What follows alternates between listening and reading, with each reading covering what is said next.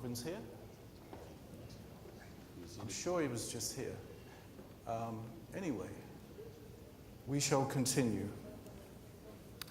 So let me take this opportunity to invite our feature speaker, our keynote speaker from Huawei, Dr. George Soranchi. I hope I've done your surname justice. But he is the chief advisor of Huawei National Broadband Network and has a very extensive bio. I'll just read some of it.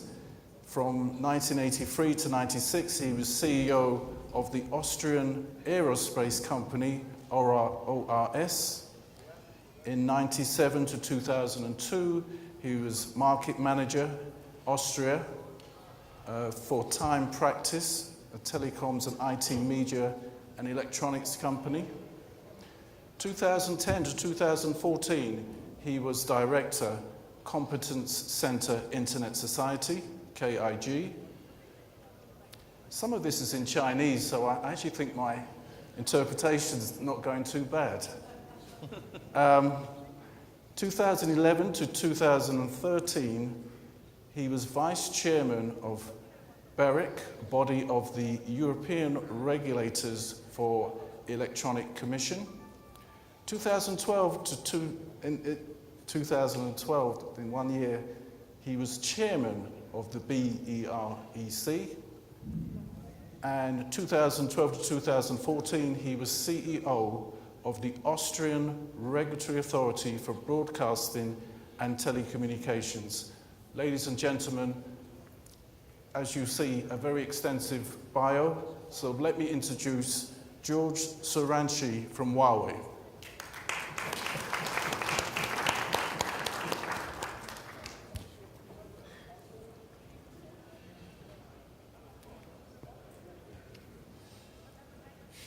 Good morning, everybody. Good morning. Excellencies, ladies and gentlemen. The title of my brief speech is Investment-Friendly Regulation and Policies. So I'm going to talk about policies, about regulation, and how can we make it investment-friendly.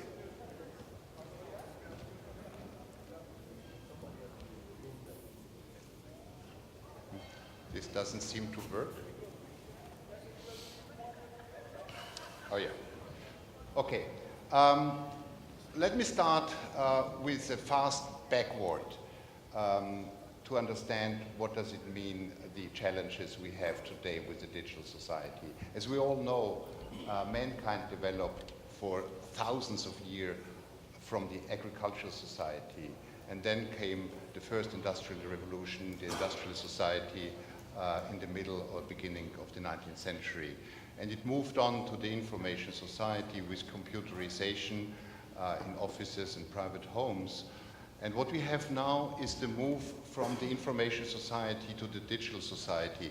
And that is done with an enormous amount of data becoming available for everybody, for businesses, for private users. And from there, it comes an enormous push, an enormous need for governments to catch up with the information plus revolution challenges, to cope with those challenges, and to develop national plans, ICT plans, regarding their strategic positioning and their competitiveness. So this is somehow slow, yeah. The digital society, what is the digital society about? It's the power to shape the future for all citizens in a country. It is built on 5 different pillars. First, economic growth. We know that 10% plus in broadband penetration creates 1.3% GDP growth. The second pillar is public safety. I have an example from China for you. In the city of Hefei, merged 3 different closed-circuit TV circles into one pure fiber network enabling HD video capture. Crime rate went down by 30%, case closing rate went up from 65 to 95% plus. So I think in these days it's a very topical issue. The third pillar is convenient services for citizens. E-government, e-education, e-health, you name it. Transforming the ways how citizens interact with governments and vice versa. And the most important thing with this, if you have a good public government service for the general public, that reduces significantly the cost of transaction for everybody. Quality of life is the fourth pillar, so faster and better network, ultra high definition video and entertainment for the citizens. And the examples are showing that as soon as fiber networks are building out, the take-up is very high because of such local video services with local content. And last but not least, the fifth pillar is green environment. The use of broadband can reduce 75% of greenhouse gases emission and has the potential to save an enormous amount of CO2 emissions. So I will not go into the detail of this slide, but it shows that we have several parameters for the digital society and why we need gigaband, building a better connected world. It's high bandwidth, ubiquitous availability, reliability of the network, low delays or low latency, safe operation, and symmetric traffic. And that is all important for video, for safe cities, for cloud, big data, IoT, and the e-services, e-government services.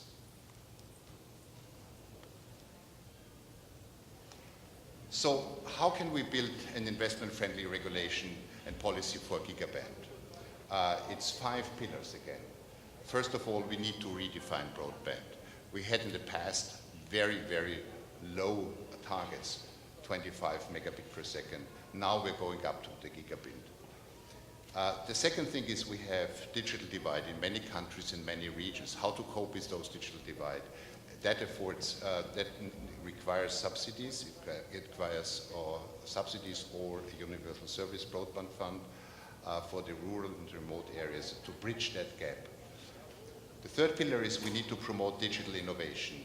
4K usage, so the ultra high definition broadband, home IoT, industry digitization. So these are building blocks for the digital innovation. The fourth pillar is we need to create reference cases for competition among successful cities. So we have a couple of demo cities in many regions in this world, and the monitoring and ranking among those cities is important to create a competitive environment for such cases. And finally, and last but not least, we need to encourage investment with deregulation. Ladies and gentlemen, it's not about less regulation or more regulation. It's about smart regulation. That is very important. So it's not that simple. We need to grant in many areas new licenses, grant new spectrum, using infrastructure synergy and promoting fiber to the home. Let me first start redefining broadband benchmark and targets. So this slide shows the past. It shows we had in the past was 4 megabit per second, and then it went up to 25 megabit per second.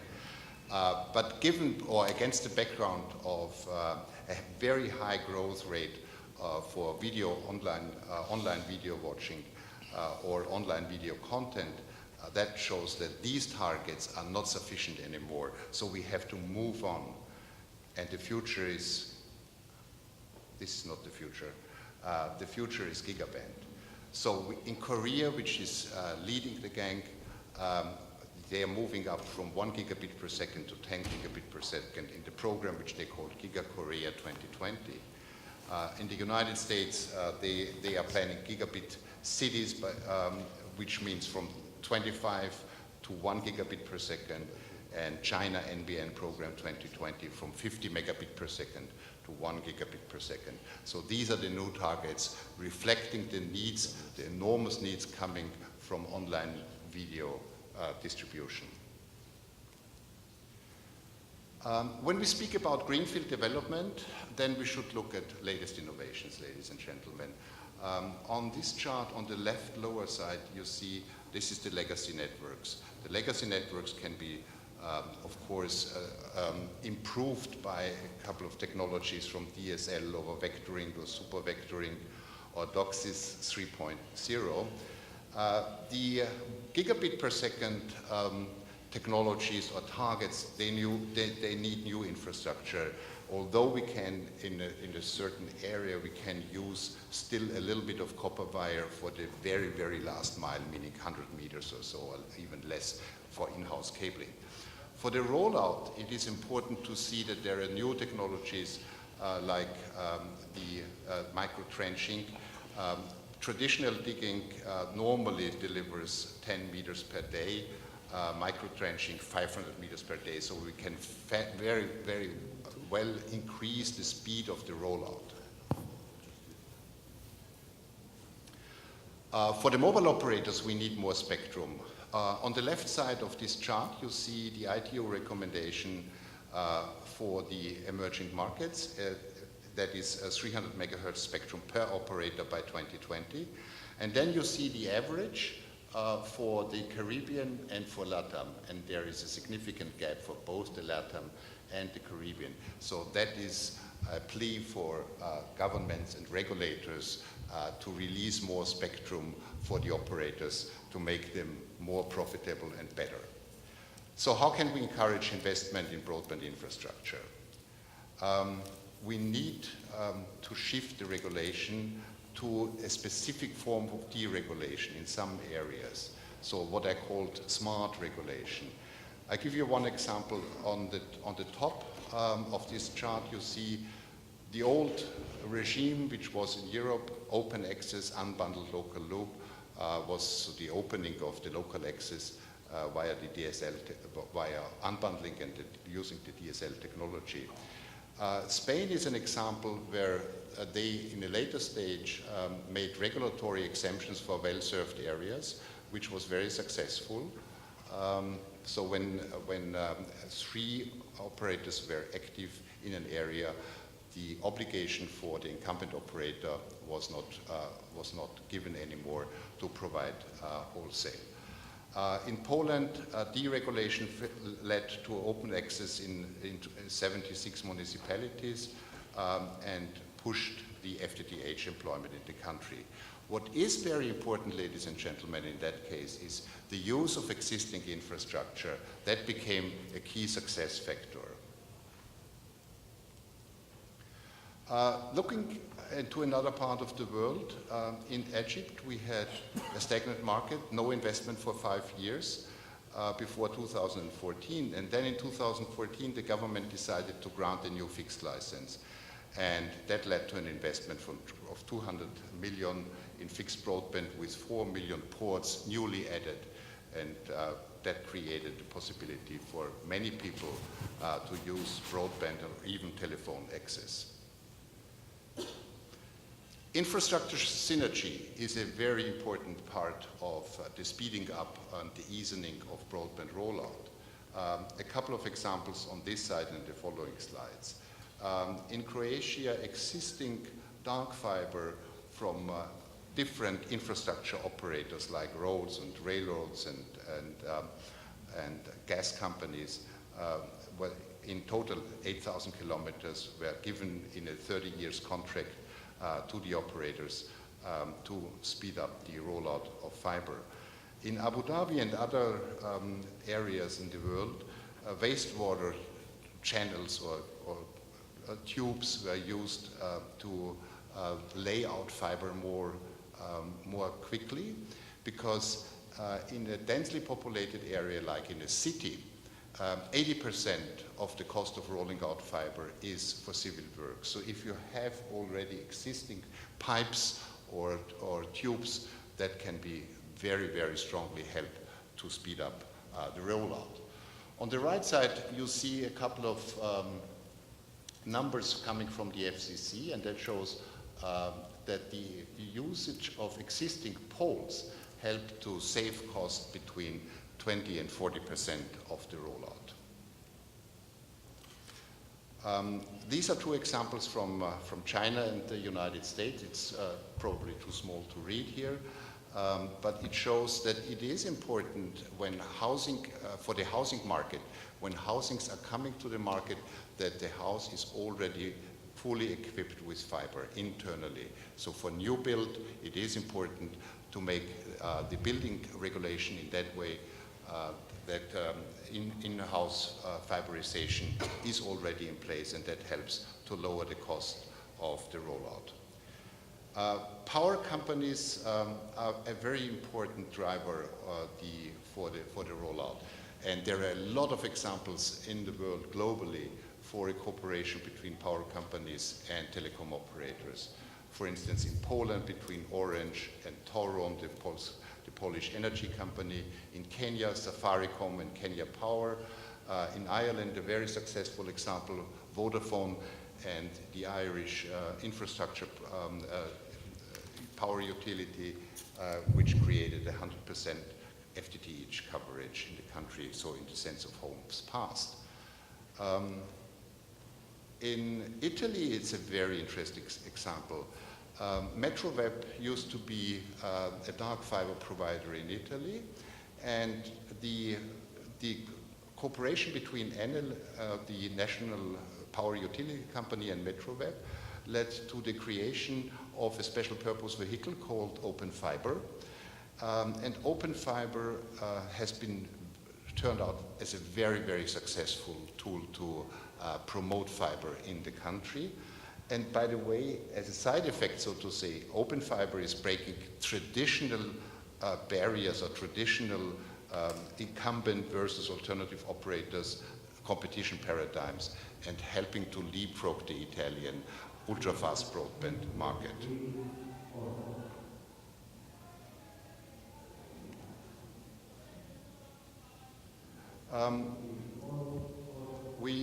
When we talk about spectrum, there is an example from Germany.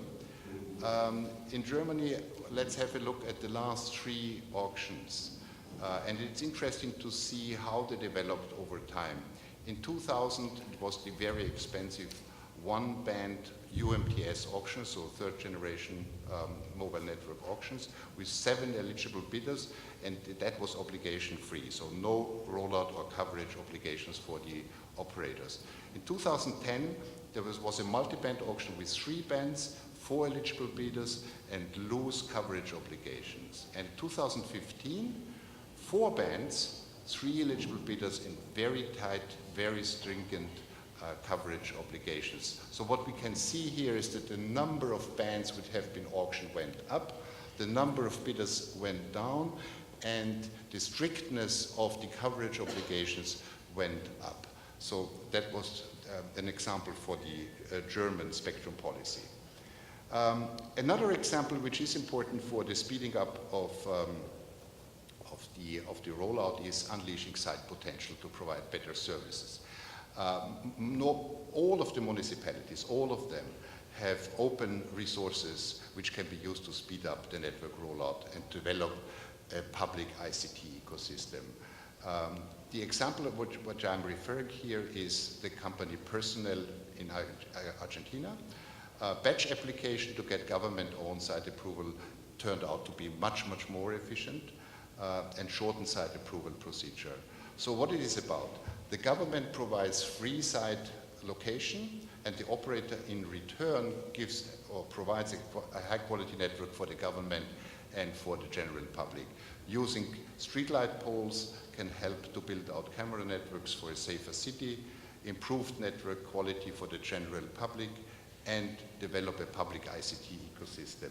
Better coverage, better service, more revenues for the public. So about how to bridge the digital divide, and that's a very topical issue for many countries. The example I'm giving here is different strategies for urban and rural areas in the United Kingdom. It is obvious that the densely populated area, the big cities, that is a profitable case for building out next generation access. BT invested heavily in that, and the access is shareable via bitstream.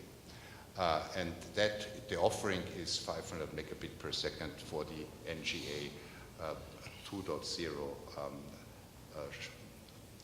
subscribers. In contrast, the rollout in the rural areas is not profitable, so it's subsidy driven, it requires subsidies. And the combination of private investment and government subsidies led to an offering with technically hybrid bonding between LTE and an FTTX network up to 100 megabit per second for the subscribers. I have 3 examples here for Universal Service Obligation Fund for rural and remote areas. One is from South Korea, the center one is from Japan, and the right one is from the United States, with 9 billion subsidies for rural areas in 5 years. So it is important, as I already mentioned, to create reference cases to stimulate competition between or among those reference cases. The city of Suzhou in China was the first China demo city for all fiber giga network, 100% FTTH coverage. That improved massively the competitiveness of the city to attract investors, to attract inhabitants. The city reputation went up, and it's a very well realized new broadband network. Monitoring and ranking is important, and these examples are sites which are available from the FCC. So the broadband speed report and the broadband progress map, and it shows, based on measurements made by third parties via volunteers applications, test hardware which is rolled out to specific customers, test software on mobile devices, and of course analysis tools.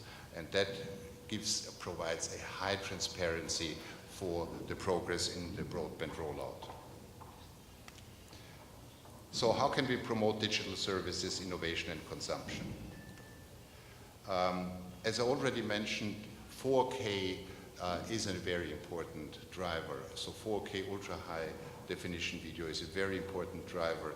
And on the top left, you can see the different type of resolution for the different standards. So the industry went, as you know, from standard definition to high definition to full high definition, and finally to 4K. Transmitting 4K signals for online streaming, of course, requires a very high bandwidth. Otherwise, it wouldn't be possible. And to accelerate the prevalence of full HD video, bandwidth of 50 meg is important. So even that is very much driving up the bandwidth. Virtual reality is the second driver for these for driving the fiberization.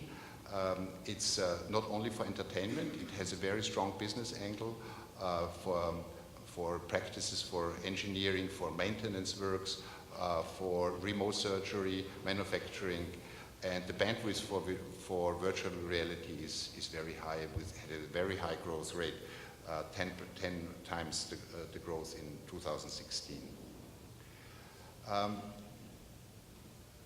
To digitize the industry and the whole ecosystem is an important part, and that Singapore is very successful in that. They call it Smart Nation Singapore. We have to see that, I mean, Singapore is a city and a country at the same time, so it cannot be copy-pasted everything what they have done, but they are completely committed to pervasive connectivity, so ubiquitous connectivity for everybody with different technologies, in-house, on the streets, with different technologies, and digital-enabled industry and public administration, pushing the SMEs and the finance industry. So it's a very, very interesting example of a strategy this country is pursuing. Government cloud is another example which is important. I will not go into the details, but it should simplify the administration, it should benefit the livelihoods of the population and promoting the industry.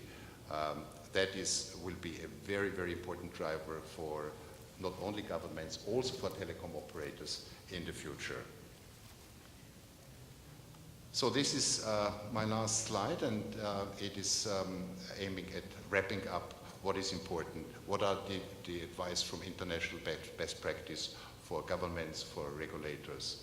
First of all, it is important to set up a national ICT plan, to make clear implementation milestones, to set up an implementation structure, and make regular updates on this plan. This is absolutely crucial. A one-time plan doesn't help. It needs to be updated regularly, and you need strategic controlling. Second, demo gigacity and provide broadband availability map is a second building block. The promotion of ultra-high definition video with local relevant content and services, and finally, the promotion of fiber to the home. Ladies and gentlemen, I hope this will fuel a little bit the discussion, and thank you very much for your attention.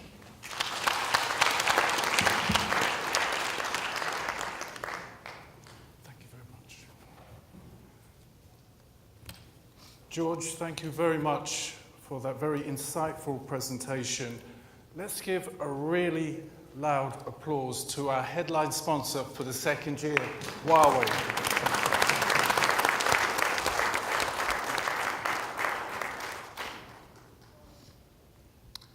Thank you. So this is the second ministerial roundtable, and this session, this ministerial panel, is sponsored by Digicel. So I'm going to invite our featured speaker, Corinne Phillip, Legal and Regulatory from Digicel, to come up and make her speech. Corinne is currently employed as the Regional Legal and Regulatory Advisor for Digicel. Prior to joining Digicel, Corinne headed up the Legal and Regulatory Departments of the Telecommunications Authority of Trinidad and Tobago and the Telecoms Regulatory Commission of the British Virgin Islands. A qualified attorney at law, she also holds an LLM in telecommunications and IT law from the University of Strathclyde and a postgraduate qualifications in economics for competition law. Ladies and gentlemen, please welcome Corinne Phillip.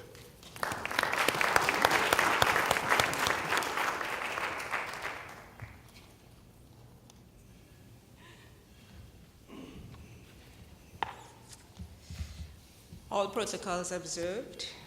Good morning, ladies and gentlemen. Morning. You know, the Dominican Republic is a country that I've always been very excited by. I love the culture, love the music, I love the vibe, I love the energy. Before we knew CANTO was coming to DR, if I were to have imagined myself being on a stage in DR with a mic in front of an audience, the imagery would be very different from what it is this morning. The Dominican artists, when they're on stage in front of a crowd and the energy is high and they want to get even more from the crowd, they say, "Una bulla mi gente." It means everybody makes some noise. But you know, that phrase, mi gente, my people, to the Dominican artist is a very important one. To him, it shows a sense of connection, of belonging, of love for his people, the people who have called on him to perform his heart out, the people who would still love him even as younger artists emerge on the scene. But this morning, although there might be much less racket on this stage, I want to start by letting you know, letting Caribbean people know that you are mi gente, and Digicel is still very much a brand of the people. The theme of this conference is reimagining ICT as a tool for national growth and development. This theme has been carefully crafted and properly positions ICT for what it is. It's a tool. ICT is not an end in itself, but the means by which we come to the ends that we want for ourselves.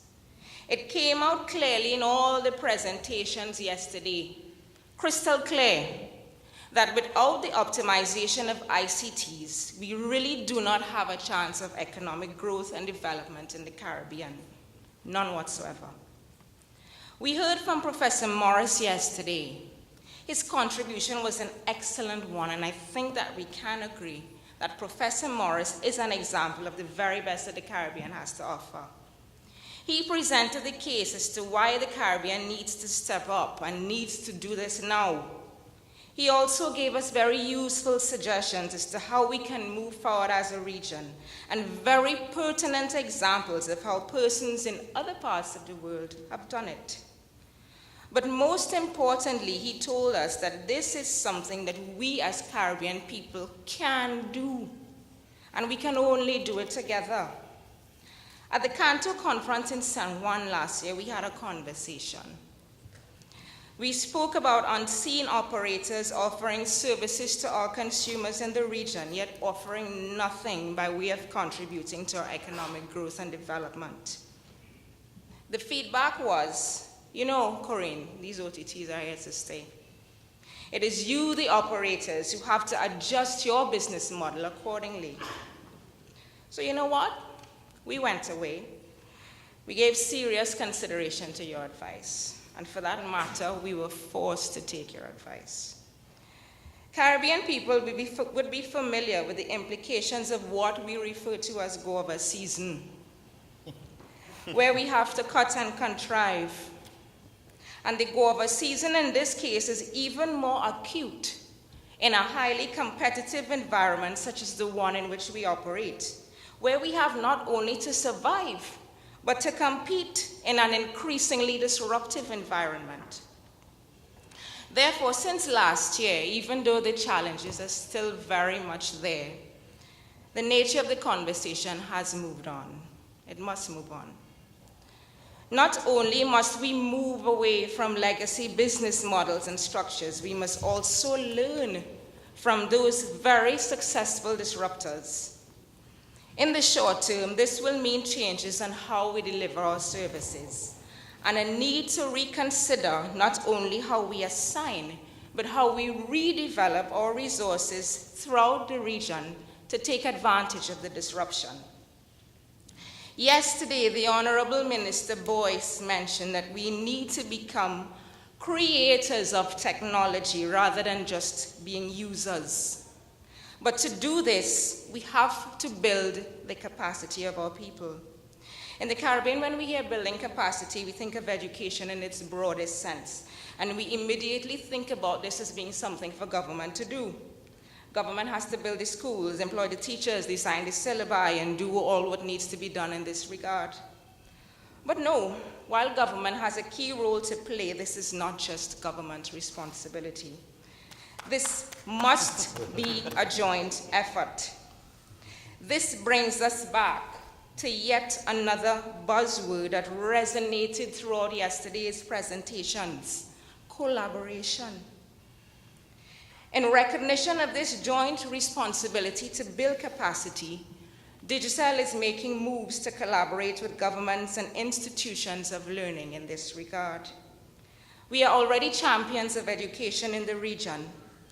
Through the Digicel Foundation, in 2010, we have built 175 schools in Haiti alone and invested in the enrichment program that saw a marked increase in literacy rates in primary schools in Jamaica. We have continued our corporate social responsibility to build the capacity of our people by rolling out the Learning Hub online, which can be accessed zero-rated throughout the region. But we must do more. We really want to do more. Even in the face of challenges, we have rolled out fiber networks in several markets and have moved from a strictly mobile portfolio to a multi-service entertainment and communications provider. But this is just the beginning. We recently secured $1.2 billion in financing to continue our investments in the region. But our priorities must be guided by clear policy objectives which have at the heart of them the resolve to grow and develop our people and our economies through ICTs. You know, as long as we are guided by these overriding policy objectives, this would help us to treat with the political and regulatory issues with which we have been struggling for the longest while. Issues such as net neutrality, converged ICT space, regional ICT space, increased access to broadband. As policymakers, regulators, and operators, we constantly have to ask ourselves, out of all the options that I have, which option would more efficiently lead to the growth and development of the economy of my country and my people? Think about it for a minute. When as regulators we have to decide to regulate or not to regulate, to prosecute or not to prosecute, to raise license fees or not to raise license fees. As operators, when we have to decide to invest in X or in Y, which option, even as I make good on my commitments to satisfy competing interests? In the case of operators, it will be shareholder obligations. In the case of regulators and governments, it would be the need to increase revenues. Even as I make good on these competing interests, which option should I take that would grow and develop my people and my economy? As Digicel has learned over the years, these decisions are hardly ever easy ones, and the challenges are plenty. But we do not intend to shy away from them. Instead, we call upon you as our partners to trust us, to engage us, to hold us accountable, and to ensure that together we do not depart from the joint objective of the growth and development of the Caribbean region. Coming out of the CANTO conference last year, the regional ICT ministers challenged the operators to make sound recommendations on specific issues which they identified as being key, such as the reduction of roaming rates throughout the region, incentivizing broadbands, OTTs, and net neutrality. Since that meeting, the CANTO and CTU joint machinery has seen the development of the Caribbean ICT Collaboration Committee. This committee has been working feverishly to present recommendations to the ministers on these issues by September of this year. This is an excellent example of all our buzzwords put to work, collaborating to imagine and create and use ICTs for the growth and development of the Caribbean region. So you see, we've already made a start, but we have much more to do. In closing, we at Digicel, we wish to publicly reaffirm our commitment to the region. We thank you for your support on our journey thus far, and we look forward to your continued support. Thank you.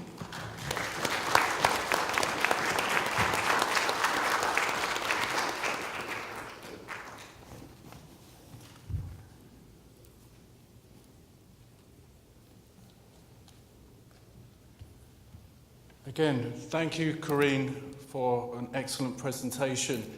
Please give her another round of applause.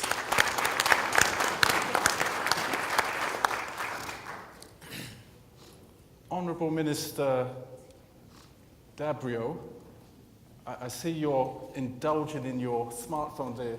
I wonder if you would prefer to come and sit here, just to give a little more space. We can perhaps walk down and come around. Or you can, yeah. Careful, I don't want you falling off the back there. Great, have this seat.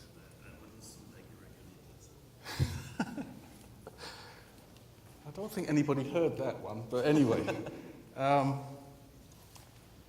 So, welcome to the second Ministerial Roundtable. We are honoured to have a very distinguished ministerial panel with us here today. We have been fortunate over many years to have a good number of ICT ministers attend our conference, and I must say that the ministers have brought a lot of value over the years and in hearing your perspectives on ICT issues of concern. On our panel today, on my immediate left, is Honourable Alvin Dabrio, Minister of Agriculture, Lands, Forest and Fisheries, Grenada. Next to his left is Honourable Melford Nicholas, Minister of Information, Broadcasting, Telecommunications and Information Technology. On his left is Honourable Minister Paul Lewis, Minister of Communications, Work and Labour, Montserrat. And finally, we have Honourable Minister Vincent Byron, Attorney General and Minister of Justice, Legal Affairs and Communications, St Kitts and Nevis. Please give them a warm round of applause.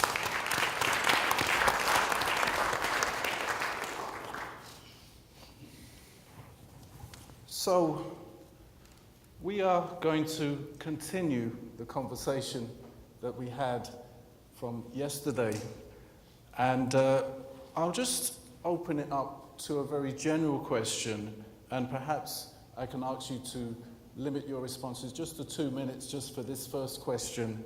And that's really, if I can hear from each of you, what is the current state of ICT development in the region? What do you think it is? But also, what is your vision for ICT in your country? Gabriel?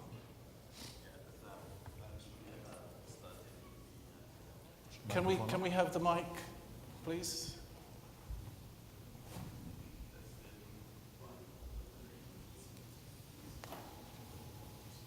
It's on. Or maybe you could. No, I think we've got you. Okay, I'm good. But just although I'm a Minister for Agriculture, etc., I am a telecommunication engineer by profession, also a service provider, and I've been to the last 5 cantos. So really multi-talented and experienced. Thank you. Thank you, Minister. Yes, well, the view for the ICT in the region, as well, there is a force on that's and it reached as high as the heads of government, and that means it would have come through the ministers of ICT throughout the regions and other bodies. And the reason is to have one Caribbean ICT space. And this is something that we are all for. And for obvious reasons. First of all, there would be a lot less duplication. There would be, hopefully the cost would go down, because with less duplication in things, you will be able to have a reduced cost and more efficiency. We have, okay, if I go, I know I have 2 minutes, so going back to my view, the presentation this morning by Digicel on their proposal for a world-class ICT platform for the 3 ECTEL states. We also share that view, and this is the reason why we want to do that, because we could see the benefits of it, and we would all as a country and a region benefit, because I don't have to go through all the benefits of ICT, because by now we should all know that. But I do believe it's an enabler, and I think it's the way forward and the right thing to do. Thank you, Minister. Minister Nicholas. Well, yes, good morning. My view is that the state of ICT in the Caribbean is pretty exciting. It's at an exciting stage. I believe the peoples of the Caribbean are leading the charge. I think it is now up to policymakers and government officials, service providers and regulators to catch up with the pace at which our Caribbean people have adapted to the whole changing nature of ICT. I believe the fact that we have some lagging indicators like the development of our networks to make broadband truly accessible and affordable for all the people. I believe that in terms of the quest for access to information, of the choosing of the consumers, really is shaping the way we have to look at the way we develop ICT. I believe I was very encouraged by the statement that Corinne made just a moment ago when it was referenced that certainly from a digital standpoint, they have taken heed of the endorsements and the encouragements that the ministers have brought to CANTO over the last 3 periods that I've been here, and that we should change the business model. So I think really it's an exciting dynamic. I think the people have already made the change, and they are part of the modern ICT world. And I guess there is a gap and a period of catching up for us to do as policymakers, regulators, and service providers. Thank you, Minister. Yeah, good morning, everyone. Yeah, I too want to just thank Corinne and CANTO and CTU for actually going over there and coming back with recommendations. I look forward to those recommendations in September. I believe that ICT speaks for itself. You can see the excitement from the smallest to the oldest. And of course, back home, what we have just done is actually upgraded or updated our ICT plan, strategy, and implementation policy. And that's now updated from 2016 to 2021 with the assistance of CTU. And we had a broad consultation. And of course, part of that is to encourage the ICT culture throughout the entire island, the use of more ICT-based businesses. And of course, we ourselves as government, we are putting online a lot more of our services. And of course, we do not have all the funds to do it on our own, so I want to borrow someone's words, I think it was Corinne again, collaboration. So we're looking forward to joint ventures with the different service providers. And of course, I believe that one day we'll have 100% penetration and people not only having the penetration available at your doorstep, but actually have the persons using this ICT not only for fun and games, but actually businesses, and accessing our services as government, of course, with a small fee. Thank you, Minister. Mr. Parra. Thank you very much, Julian, for inviting us once again. I think it's been great. CANTO really has given us a platform to network and to talk to the leaders of ICTs in our region. I believe that the presentations have all highlighted the fact that we in the Caribbean have been making advances in terms of our development, in terms of what it can do for economic development. I think it's very clear that we have been making some strides in terms of connectivity, and that broadband is the underpinning of that economic development and for the future of our country. We in St. Kitts and Nevis are very proud that last November in Botswana, we were able to receive 2 awards for being the most dynamic country out of 175 worldwide in terms of the advancements we had made in 2016 for ICT development. And this was based, the index published by IT is based on 11 factors dealing with use and access, and also the environment of the population. I think that we must give our thanks to our major service providers, both digital and cable and wireless, for the investments they've made in St. Kitts, as they've done throughout the whole region. because whereas we in government would like to take a lot of credit, our business community, our partners, have been investing significantly.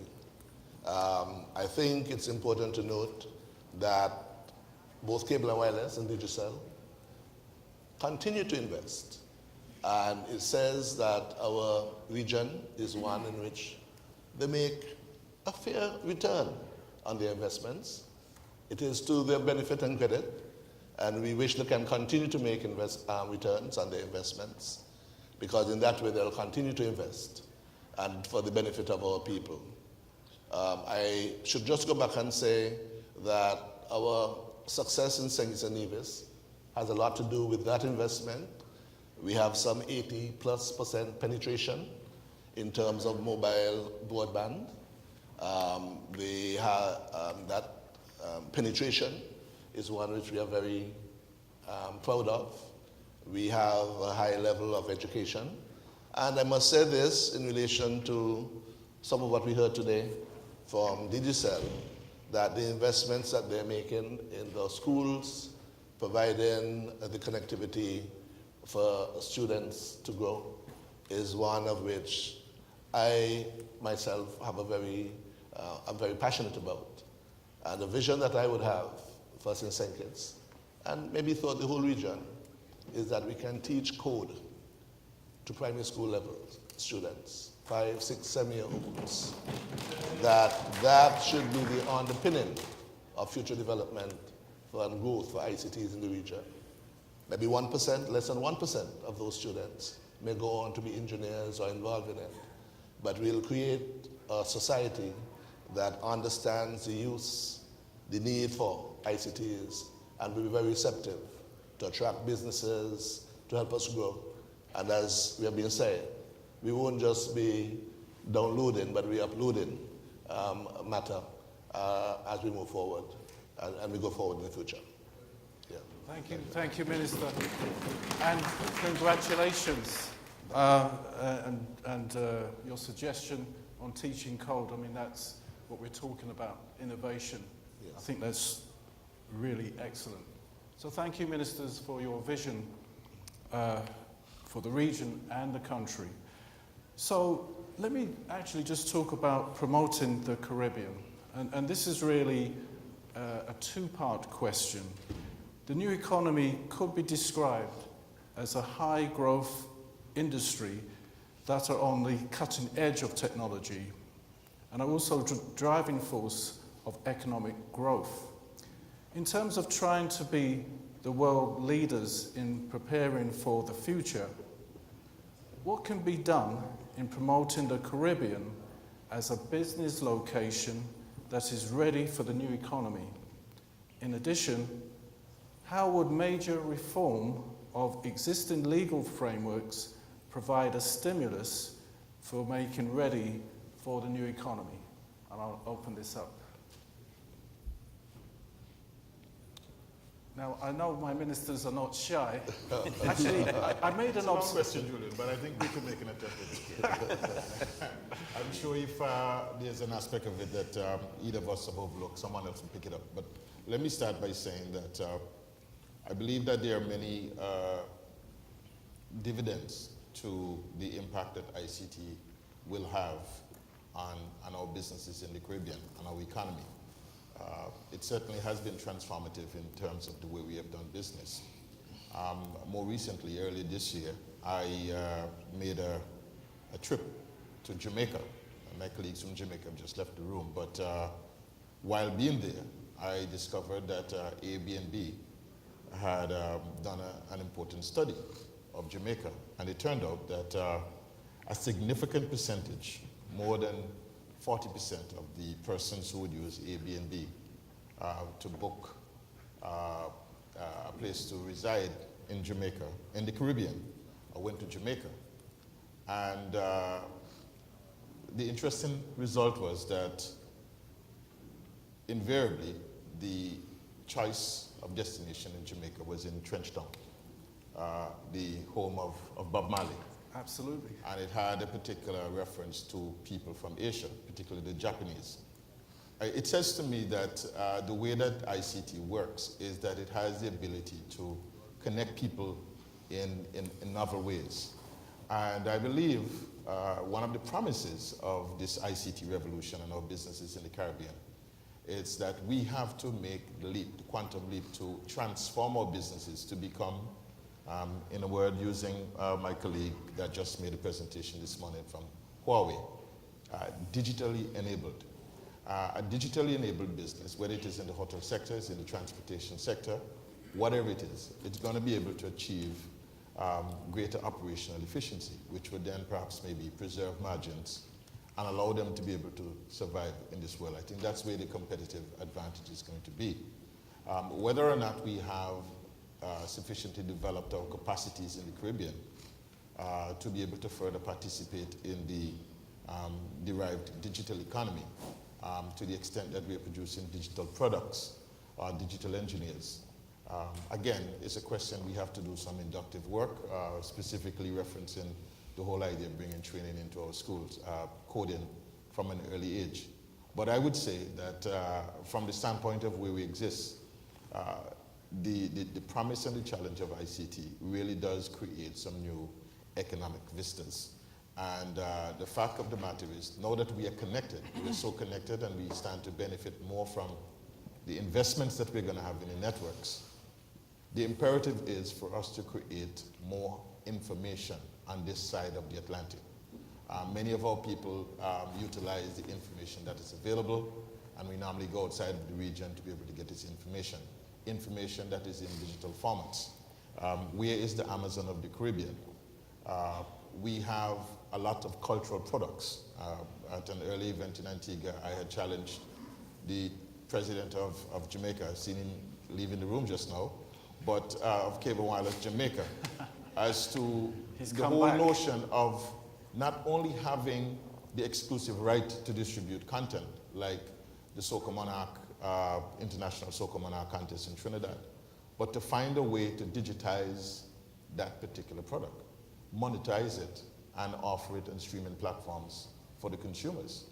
And we must understand too that when we do those things, that it has an appeal, not just for the 13.6 million people that were shown this morning by Dr. Golden, and that exists currently in the Caribbean, but we have a diaspora that is at least 3 times as large. So we're dealing with an addressable market of about 60 million people, in which we can meet with some of our cultural and our intellectual products as well. So to me, that is really the challenge that is set up by the innovation that comes with ICT. I hope I've answered. No, that's the an question. excellent point. Thank you for that. Yeah, Mr. Lewis. Yes, thank you.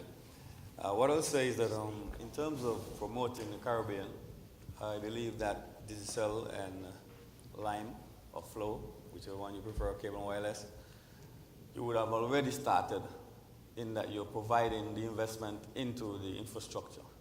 Correct. So we can speak proudly and with some sense of assurance that the infrastructure is being upgraded to allow for these players who are interested to come in. Yes. I want to just speak a little bit about one other area that we tend to tag ICT to, and that is renewable energy, which drive down the cost of electricity and allow us now to be in a position with the upgraded infrastructure in ICT and more affordable energy to attract data centers.